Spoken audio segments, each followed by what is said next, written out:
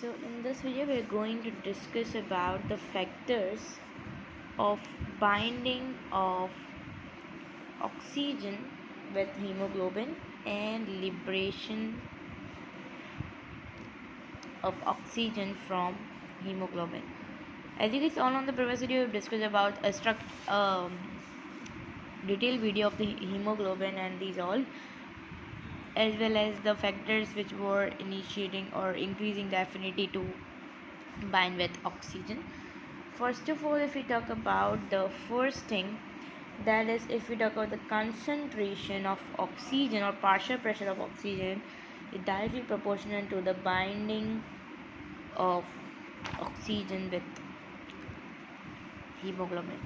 If the concentration of the oxygen will be more, alright, so the hemoglobin will bind with the oxygen, that will be the also more, which means they are directly proportional.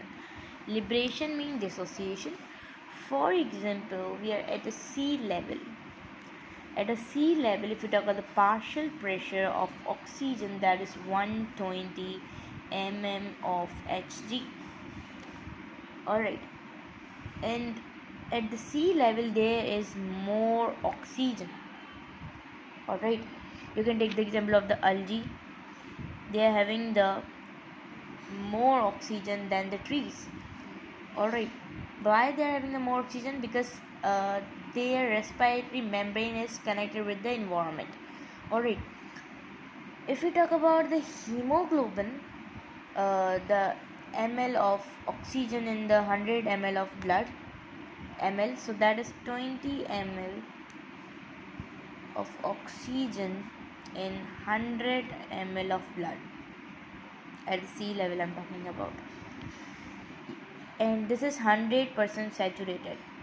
What does it mean? It means that oxygen capacity to bind with the Hb, that is more in the sea level, because there is more oxygen, so there will be the more binding with the Hb. Alright, so we are having the oximeter to detect the oxygen, or you can say the saturating meter. Alright, second we are having that is at the air level. It means that there is a partial pressure at the air, that is 115 mm of Hg, which means there is less oxygen than the sea level, and there that is 98% saturated, which means it is also called the incomplete saturated because it is less. And if you talk about the ml, that is 19.6 ml of O2 in 100 ml of blood. Alright, here we are talking about the gases exchange at the air level. Here we are talking about the gases exchange at the sea level. Third, we are having at the alveolar level. Alveolar level, as you guys all know, this gases exchange occur at our body. So if we talk about at the alveolar level, the partial pressure of the oxygen, that is 104 or 105 mm of mercury. That is 97% saturated. Why we are not calling this as an incomplete saturated and we have called the 98% as an incomplete saturated? Because this is sufficient. This is sufficient for our survival of body to exchange the gases.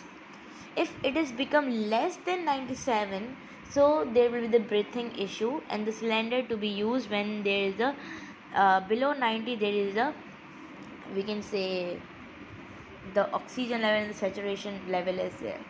Alright, so here in environment we are having what we are in environment we are having the 1115, and at the alveolar level it is 14. Why? Because some of the oxygen remain in the dead spaces. Alright, that's why it is less. Fourth, we are having at the tissue level. At the tissue level, which means that here we have not talking about the ml. Why? Because it depend on the level of the Hb. Alright, so that's why we haven't written, because it vary person to person. So if we talk about the tissue level, there the carbon dioxide concentration is more in tissues, which means that there the less saturation, that is 90% saturation. And if we talk about the partial pressure of the oxygen, that is 60 mm of Hg. Why it is less? Because there is a more concentration of the carbon dioxide. Alright, and if there is a less mm of Hg of the, like, which means the less oxygen is there, which means there will be the less binding of oxygen with the hemoglobin. Alright, and if we talk about the carbon dioxide partial pressure, that is 58 mm of Hg. Alright, so which means that less binding, which means there will be the liberation.